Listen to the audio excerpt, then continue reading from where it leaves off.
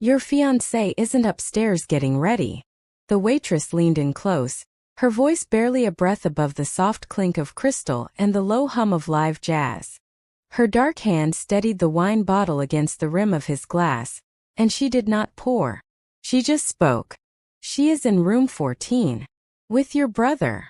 Kang Soo-hyun did not move. His hand rested on the white linen tablecloth, fingers spread flat, completely still. The candles on the table burned without flickering. The jazz continued.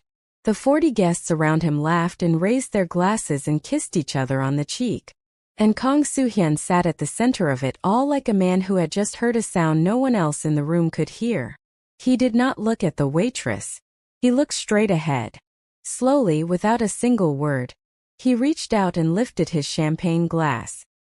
He brought it to his lips and took one long measured sip. Then he set it back down on the table with the gentleness of a man who understood that the wrong movement right now could cost him everything. Betrayal is rarely announced. It does not arrive with sirens or fire or broken glass. It arrives quietly, in the middle of a beautiful evening, wearing the face of someone who has kissed you goodbye 100 times. It arrives when everything looks perfect, because that is exactly when the people who want to destroy you feel the most safe. The rooftop garden of the Hanul Grand Hotel was breathtaking that night. Strings of warm lights wrapped around sculpted ivory columns. Pale orchids and deep burgundy roses dressed every table in long, elegant arrangements. Seoul glittered 40 stories below, the city alive with light and movement, completely unaware that the most dangerous man in 3 territories was sitting very still in a beautifully tailored charcoal suit, recalculating everything he thought he knew about his life. If you are watching this story for the first time, welcome. Drop your location in the comments right now, and tell us where you are watching from. And if you have not subscribed yet, please do it now. You do not want to miss a single moment of what is about to happen. Kang Soo-hyun was 41 years old, and he had not survived this long by being loud. He was the kind of man who spoke once and was obeyed immediately. The kind of man whose stillness made trained soldiers nervous. He had built his empire not through recklessness but through precision, through reading people in rooms and silences the way other men read newspapers. He had looked into the eyes of liars for 20 years and never once been wrong about what he saw. Until tonight, apparently. The rehearsal dinner had been his fiancée Yuna's idea. A celebration before the celebration, she had called it. One final evening with family and partners before the wedding sealed not only their union, but the most significant business alliance of Kang Soo-hyun's career. By this time tomorrow, the merger between his organization and the Park family network would be signed, legal, and permanent. 2 of the most powerful criminal families in East Asia, bound together through marriage. It was not just a wedding. It was architecture. Yuna had spent 3 weeks planning this evening. She had chosen the flowers herself, approved every menu item, selected the jazz quartet, and personally called each of the 40 guests to confirm their attendance. She was meticulous and gracious and utterly charming, and everyone in that room adored her, which made the weight of what the waitress had just said feel like a stone dropped into still water. Kang Soo-hyun turned his head very slowly and looked at the woman standing beside his chair. She was not young, maybe late 30s, with a quiet face and careful eyes. She wore the hotel's standard black uniform, her natural hair pinned back neatly. She was already moving away from him, refilling the glass of the guest 2 seats down as though she had said nothing at all. As though she had not just cracked open the foundation of his entire evening with 8 words. He watched her for a moment. Then he reached into his jacket pocket and pulled out his phone. He did not call Yuna directly. That would have been clumsy, and Kang Soo-hyun was never clumsy. Instead, he sent a single text message to his head of security, a man named Cho, who was positioned near the elevator bank at the far end of the terrace. The message said only, Suite 14. Confirm occupants. Now. He slid the phone back into his pocket and picked up his fork. He cut a small piece of the braised short rib on his plate. He lifted it to his mouth and chewed slowly. His expression did not change. The man to his left, a senior advisor from the Park family, was speaking about real estate investments in Busan, and Kang Soo-hyun nodded at the appropriate moments and asked one intelligent question that made the man feel heard and respected. Inside he was counting. 3 minutes passed. His phone vibrated once against his ribs. He did not reach for it immediately. He let another 30 seconds go by. He laughed quietly at something the Park family advisor said. Then he excused himself with a small, polished smile, stood, and walked toward the edge of the terrace, where the railing overlooked the city and no one could read his face. He looked at the message from Cho. Suite 14 is registered to Mr. and Mrs. Park. Currently occupied. 2 individuals confirmed inside approximately 40 minutes ago. Female late 20s. Male early 30s. Neither matches Mrs. Park's description. Kang Soo-hyun read the message twice. He knew exactly who the male was. His brother Kang Jin-ho was 34 years old, charming in a way that had always come easily to him, the kind of charm that filled rooms and emptied people's guards. Jin-ho had arrived at the rehearsal dinner with a wide smile and a firm handshake and had kissed Yuna on both cheeks and called her his future sister. He had been seated at the far end of the table, laughing too loudly at his own stories, and Kang Soo-hyun had glanced at him once and thought nothing of it. He looked out over the city. The lights of Seoul blurred slightly at the edges. He put his phone away and turned back toward the party. The waitress was at the far corner of the terrace now, collecting empty glasses onto a silver tray. She moved quietly, efficiently, her eyes down. But as Kang Soo-hyun crossed back toward his seat, she glanced up for exactly half a second, and their eyes met. She looked away immediately. He kept walking.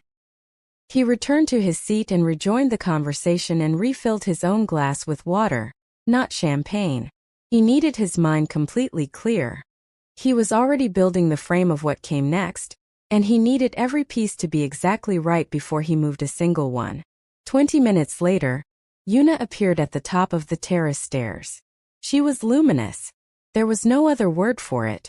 She wore a deep wine-red dress that moved like water when she walked, and her hair was swept up in a loose arrangement that made her look effortless and deliberate at the same time. She touched shoulders and smiled at faces as she made her way through the tables, and the room responded to her the way rooms always did. With warmth. With delight. She reached Kang Soo-hyun's chair and placed one hand on his shoulder and leaned down and kissed his cheek. "I'm sorry I was away so long," she said softly near his ear. "I had to take a call from my mother. You know how she is before big events." He turned and looked at her. She met his eyes with a soft, open smile. He said, "Of course. Is she well?" "She is wonderful," Yuna said, settling gracefully into the chair beside him. "She sends her love." He nodded. He picked up his water glass. He thought about Suite 14. He thought about the 40 minutes. He thought about the way Yuna's hand had been completely steady when she touched his shoulder. No tremor. No pause. Not even a flicker of guilt behind her eyes. She was good. He had always known she was intelligent. He had admired it. He had chosen her partly because of it. He had not considered until this moment that the same intelligence he admired could be turned against him with such precision. 24 years of building something from nothing. 17 arrests across 3 countries, none of which held. 6 attempts on his life, none of which succeeded. 2 governments that had tried to dismantle his organization, both of which had eventually looked away. And through all of it, not one person in his inner circle had ever truly deceived him. He wondered how long this had been happening. He wondered how deep it went. And then, because he was Kang Soo-hyun and panic was a luxury he had never been able to afford, he set those thoughts aside and focused on what he needed to do next. He needed to speak to the waitress. He waited another 30 minutes. He gave a short, polished toast to the assembled guests that made the Park family representatives raise their glasses with genuine approval. He accepted congratulations. He was gracious and present and utterly unreadable. Then he leaned toward Yuna and told her he was stepping inside briefly to speak with the event coordinator about the next evening's schedule. She smiled and touched his hand. "Don't be long." "Never," he said. He found the waitress near the service corridor at the back of the terrace, stacking folded napkins onto a cart. He approached without hurrying and stopped 2 feet away from her and said nothing. She felt him there before she saw him. Her hand slowed on the napkins. Then she straightened and turned and looked at him directly for the first time. He studied her face. "You knew I would come find you," he said. It was not a question. She held his gaze. "I considered the possibility." "Then you also considered what happens to people who bring me false information." "I did," she said. She did not look away. "And I came to you anyway." There was something in her eyes that he recognized, not fear exactly, but the particular steadiness of someone who had already passed through the worst version of whatever they were afraid of. Someone who had made peace with a hard decision before acting on it. He said, "Tell me everything." She glanced once toward the terrace. Guests were visible through the glass panels, moving and laughing in the warm light. Then she looked back at him. 3 hours ago," she said quietly, "I was restocking the linen supply on the 14th floor. Suite 14's door was not properly latched. I heard voices. I recognized your fiancé's voice because I had served her at this hotel twice before." She paused. "I also recognized the name she used. Jin-ho." Kang Soo-hyun did not speak. "I did not intend to listen," she continued. "But what I heard was not a conversation I could walk away from." He looked at her steadily. "What did you hear?" She exhaled slowly through her nose. "They were not talking about love," she said. "They were not making plans to run away or end their arrangement with you quietly. What I heard was a financial conversation. Account numbers. Transfer windows. A timeline tied directly to your wedding date. The terrace lights reflected in the glass panel beside them. Your fiancé said that once the marriage certificate is signed, the business merger triggers an automatic consolidation clause. She said that clause gives the primary family unit joint access to the operating accounts of both organizations within 72 hours. The waitress's voice remained level, controlled. She said that your brother has already made contact with 3 of your senior lieutenants. She said 2 of them are willing to shift allegiance once the transfer is complete. Kang Soo-hyun was very still. She used a specific phrase, the waitress added. She said, by the time he understands what happened, it will already be finished. The jazz from the terrace drifted through the glass. A waiter pushed a cart past the far end of the corridor without looking their way. Kang Soo-hyun looked at the woman in front of him for a long moment. She was not trembling. She was not performing. She was simply standing there, having said a difficult thing, waiting for whatever came next. "What is your name?" he asked. "Adaeze," she said. "How long have you worked here, Adaeze?" 11 months. "And before that?" A pause. "Brief but present."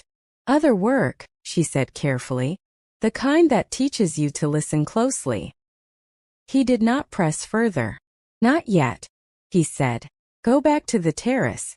Continue your work. Do not leave this floor without my knowledge." She held his gaze for one more second. Then she gave a small nod and picked up her tray and walked back toward the party without looking back.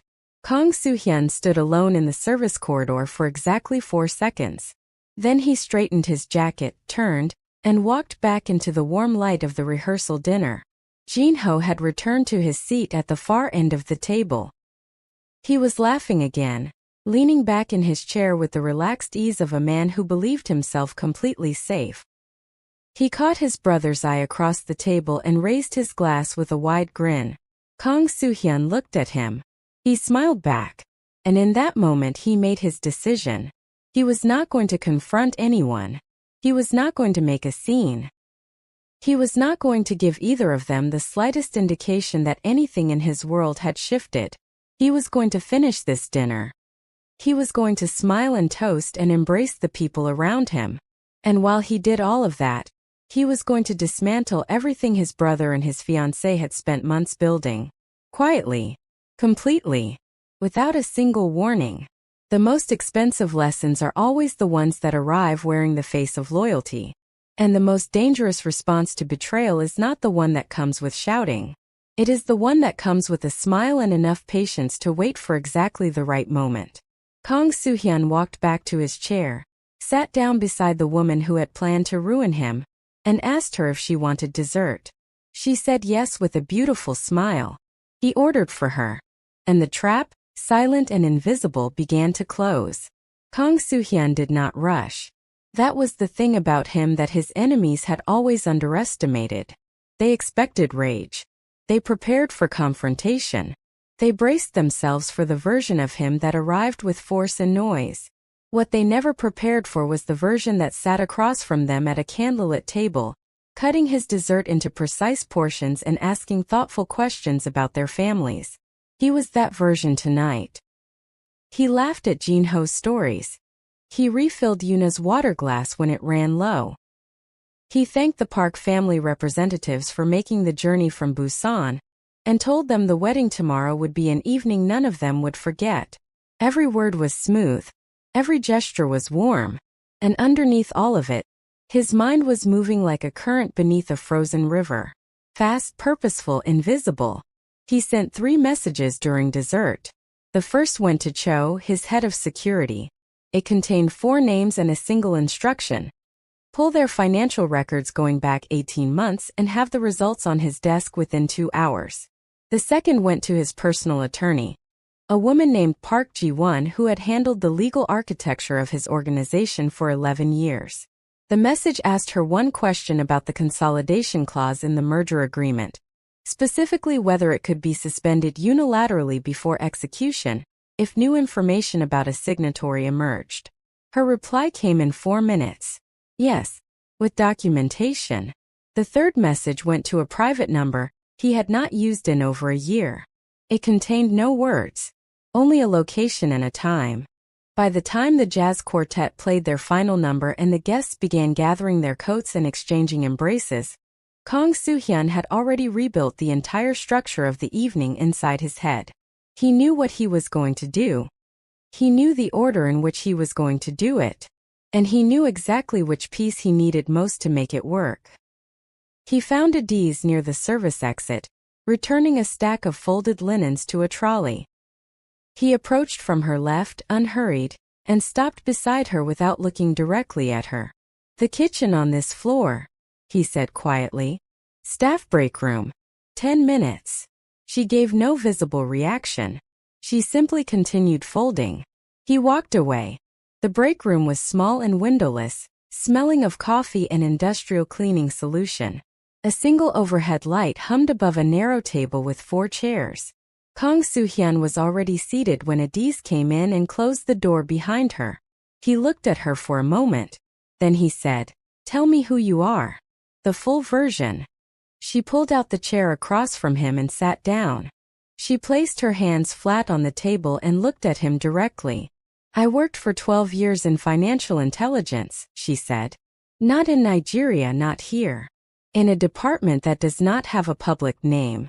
My work was tracking the movement of money through criminal networks, following it through shell companies and ghost accounts and offshore structures until I could show exactly who owned what and where it was going." Kang Soo-hyun said nothing. 3 years ago," she continued, "I was assigned to a case that led me to people I was not supposed to find. People connected to my own organization. When I reported what I had discovered, I was given 2 options. Disappear quietly or be disappeared without the quiet." She paused. "I chose the first option. I have been choosing it every day since." He studied her face. "And the conversation you overheard in Suite 14, he said. "The account numbers. The transfer window. The timeline. You understood all of it." "Every word," she said. "Could you document it? Reconstruct it accurately enough to be used as evidence against a formal legal challenge to the merger?" She looked at him steadily. "Yes, if I had access to the right tools." He reached into his jacket and placed a slim encrypted tablet on the table between them. "You have access now." She looked at the tablet. Then she looked at him. "What exactly are you asking me to do?"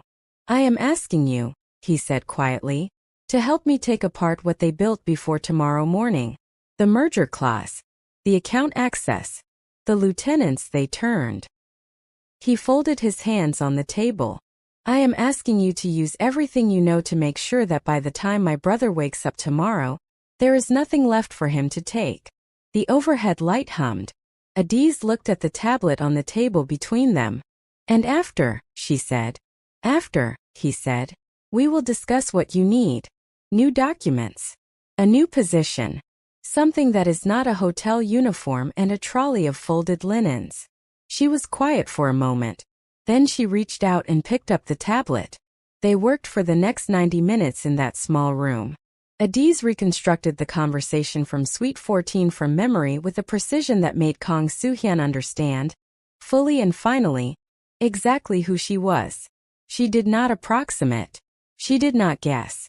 She recalled specific phrasing, specific numbers, the exact sequence of the exchange, and she built from it a detailed written account that his attorney could use to formally flag the merger for emergency legal review. Meanwhile, Kang Soo-hyun made calls. Quiet calls, short calls, the kind that moved things without making noise. By midnight, the consolidation clause had been suspended pending a legal audit triggered by a conflict of interest disclosure. By 12:30, two of the three lieutenants Yuna had reportedly approached had been contacted privately, and given a simple choice presented in the calm, unhurried tone that Kang Soo-hyun reserved for moments when he wanted people to understand exactly how serious he was. By 1 in the morning, the primary offshore account that Jin-ho had established 4 months ago, the one Adaeze had identified from the account number she had memorized in that unlocked suite, had been flagged and frozen through a network of financial contacts that had taken Kang Soo-hyun 15 years to build. He did all of this without raising his voice once. At 1:15 he stood, rolled down his sleeves and buttoned his cuff links. There is one more thing, he said. Adaeze looked up from the tablet. Tomorrow morning, he said, I am going to sit down with my brother and my fiancé. Together. I want them to believe until the very last moment that nothing has changed. That the wedding is still happening. That the merger is still on track. He paused. I need you in that room. She looked at him carefully. As what? As my new international accounts advisor, he said. Brought in overnight following a routine pre-wedding financial review. It is not unusual. It will not raise suspicion. He held her gaze. But when I give you a signal, I need you to present what you have documented tonight. Calmly. Completely. In front of both of them. Adaeze was quiet for a moment. You want them to see it fall apart in real time, she said. I want them to understand, he said, that there is no version of this where they walk away with anything. She held his gaze for a long moment. Then she nodded once. He left the break room first. She followed 3 minutes later, and the corridor was empty, and the party was long over, and the rooftop garden above them was dark and quiet now. All the flowers and candles and warm light packed away until tomorrow's ceremony. The morning arrived gray and cool. The hotel's private dining room on the 38th floor had been reserved for the wedding party's breakfast. Round tables in white linen. Silver pots of coffee. Baskets of bread. Floor-to-ceiling windows looking out over a Seoul that was still waking up. The city soft and unhurried in the early light. Jin-ho arrived first. He was freshly dressed, relaxed, wearing a pale gray shirt open at the collar. He poured himself coffee and stood at the window with the ease of a man who believed the day belonged to him. Yuna arrived 7 minutes later, elegant even at this hour, in a cream blouse and tailored trousers, her hair loose around her shoulders. She kissed Kang Soo-hyun on the cheek when she entered and told him he looked tired and asked if he had slept. A few hours, he said. Enough. She smiled and reached for the coffee pot. It was then that Adaeze entered the room. She wore a deep charcoal blazer over a black blouse, her hair down, the hotel uniform entirely gone. She carried a slim leather folder and walked with the quiet authority of someone who moved through boardrooms, not service corridors. Kang Soo-hyun stood and introduced her smoothly. This is Adaeze. She joined us last night to complete a routine pre-execution review of the merger documentation. Standard procedure before anything is signed. He gestured toward the table. She will sit with us this morning. Jin-ho looked at her with mild curiosity and said good morning. Yuna's eyes moved to Adaeze and stayed there for exactly 1 second longer than they should have. Then she smiled and said, "Of course. Welcome." They sat. Coffee was poured. Bread was passed. Kang Soo-hyun asked Jin-ho about the drive from his hotel, and listened to the answer with apparent interest. He asked Yuna whether her dress had arrived from the alterations, and she said yes and described a small adjustment at the waist that had taken the seamstress 40 minutes, and he nodded as though this were the most natural conversation in the world. All the while, Adaeze sat to his right with the leather folder in front of her, and she was perfectly still, and she did not look at Yuna, and she did not look at Jin-ho, and she waited. Kang Soo-hyun set down his coffee cup. "Before we move into the day," he said pleasantly, "I want to take a few minutes to go over some of the final documentation. I know it is early and today is a celebration, but I would rather have full clarity before we sign anything this evening." He looked around the table with an easy smile. "Adaeze, would you mind walking us through what you found?" Adaeze opened the leather folder. She did not clear her throat. She did not apologize for the interruption to the pleasant morning. She simply began speaking in the clear, measured voice of someone who had spent 12 years presenting findings to people who did not want to hear them. "During last night's review," she said, "several items required clarification. The first is the consolidation clause in the merger agreement, specifically Section 7C, which grants joint account access to the primary family unit within 72 hours of the marriage execution." She laid a document on the table. That clause was drafted 8 months ago at the request of the fiancé's legal team. It is not standard language in agreements of this type. Jin-ho reached for another piece of bread. Yuna's hand was around her coffee cup. She did not move. "The second item," Adaeze continued, "is an offshore account established approximately 4 months ago in a jurisdiction that falls outside the standard reporting requirements tied to this merger. The account was opened under a holding company registered to a director whose name does not appear anywhere in the formal merger documentation." She turned a page. "The account received 3 deposits totaling a significant amount in the months following the engagement announcement. The source of those deposits traces back, through 2 layers of shell structure, to the Park family network." The room was very quiet now. Jin-ho had stopped reaching for the bread. Adaeze looked up from the folder and addressed the table directly. "The account was established in the name of Kang Jin-ho." The words landed in the room like a stone into still water. Jin-ho's jaw tightened. He looked at his brother. "This is absurd," he said. His voice was controlled but thin at the edges. "Whatever this woman has put together, it is completely fabricated. Soo-hyun, you cannot be serious." Kang Soo-hyun looked at his brother. He did not look angry. He did not look wounded. He looked the way he always looked, calm, clear, entirely present, like a man who had already finished a conversation that everyone else in the room thought was just beginning. "The account number," he said quietly, "is K7741 Offshore Cayman. The holding company is registered as Myri Pacific Consulting Limited. The most recent deposit was made 11 days ago." He paused. "Would you like to tell me I have the wrong information?" Jin-ho said nothing. Yuna set down her coffee cup. Something shifted in her face. It was subtle, the way the light shifts in a room when a cloud passes over the sun. The warmth did not disappear all at once. It simply became something else underneath, something cooler and more angular, and entirely different from the woman who had kissed his cheek 20 minutes ago. "Soo-hyun," she said. Her voice was gentle, careful. "Whatever you think you have found, I want you to know that this can all be explained. There are financial structures in place that your team may not have the full context for. If you would just let me make one call to my family's legal office, I can clear all of this up before it becomes something it does not need to be." He looked at her for a long moment. "You told my brother," he said, "that by the time I understood what had happened, it would already be finished." The color did not drain from Yuna's face. She was too composed for that. But something behind her eyes went very still. "I heard you," he said simply. "Last night. In Suite 14. Jin-ho pushed back from the table. "This is insane. You had someone listening to a private conversation? You are sitting here accusing your own family based on the word of a hotel employee. He gestured toward Adaeze with open contempt. Who is this woman? Where did she come from? You brought a stranger into a family matter, and you are treating her word as evidence. I am treating her word, Kang Soo-hyun said quietly, alongside account records, legal documentation, and a recorded financial trail that goes back 4 months as evidence. Yes. Jin-ho stood up fully now. He straightened his jacket.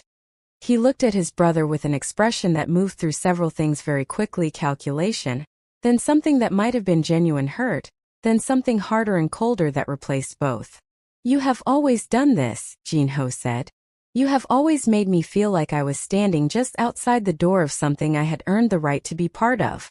Your whole life, everything you built, and I was always just the brother. Never a partner. Never an equal. Just someone you tolerated at the edge of your table. Kang Soo-hyun listened to this. He let his brother finish. Then he said, You were never outside the door, Jin-ho. I handed you the key 11 years ago when I gave you a seat at the table that other men would have died for. What you chose to do with it is not something I am responsible for. Jin-ho had nothing to say to that. Yuna tried once more. She reached across the table and placed her hand over Kang Soo-hyun's. Her touch was warm. Her eyes were soft. And she was extraordinary at this. He recognized that fully and without bitterness. She was genuinely extraordinary. We can fix this, she said quietly. Whatever has broken, we can repair it. The wedding does not have to end. The merger does not have to fall. We just need to talk privately without all of this. She glanced at Adaeze and the folder. Whatever mistakes were made, we can correct them together. That is what marriage is. He looked at her hand on his. He looked at her face. And he said with complete gentleness, The merger has already been suspended. The accounts have been frozen. The 3 lieutenants you approached have been spoken to. He turned his hand over beneath hers, not to hold it, but to remove it carefully, the way you remove something fragile from a surface where it does not belong. There is nothing left to negotiate, Yuna. It is already finished. Her hand returned to her side. The table was silent. Outside the windows, Seoul was fully awake now. The city bright and moving in the morning light, entirely indifferent to what was happening on the 38th floor of the Hanul Grand Hotel. Kang Soo-hyun stood. He straightened his jacket. He looked at his brother, and then at the woman who had planned to wear white tomorrow and stand beside him and smile while his empire was being quietly transferred into other hands. He said, I will ask you both to leave this hotel within the hour. Everything else will be handled through legal channels. I do not need to see either of you again. Jin-ho left without another word, his chair scraping back hard against the floor, his footsteps fast and sharp down the corridor. Yuna stood more slowly. She gathered her things with the careful composure of a woman who refused to be seen falling apart. At the door, she stopped and turned and looked at Kang Soo-hyun one final time. She did not look at Adaeze. She said nothing. Then she walked out and the door closed behind her, and the room was very quiet. Adaeze closed the leather folder and set it neatly on the table. Kang Soo-hyun stood at the window for a moment, looking out at the city. The light was clean and flat and honest, the way morning light always is before the day gets complicated. He turned. You presented that well, he said. You built the case, she said. I only delivered it. He looked at her for a moment. I meant what I said last night, he said. About what comes after. She held his gaze. There was no eagerness in her face. No relief. Just that same steadiness he had recognized from the beginning, the particular quality of someone who has survived enough to stop being surprised by what survival asks of them. I know, she said. He nodded once. Then stay, he said. Outside, Seoul moved through its morning without ceremony. Somewhere below, a wedding that was never really a wedding was being quietly dismantled, and 2 people who had built a careful and elaborate trap were walking away from the wreckage of it with nothing.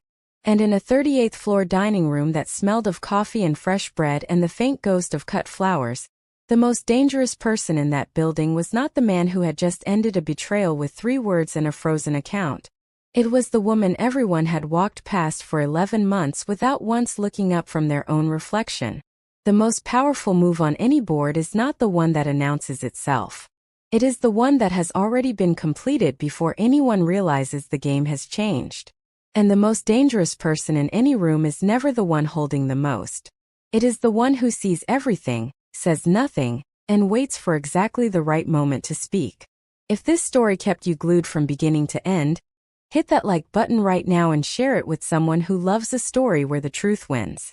Subscribe to the channel so you never miss what comes next. And drop a comment below. Did Kang Soo-hyun handle this the right way? Or should he have given them a chance to explain? We want to hear from you.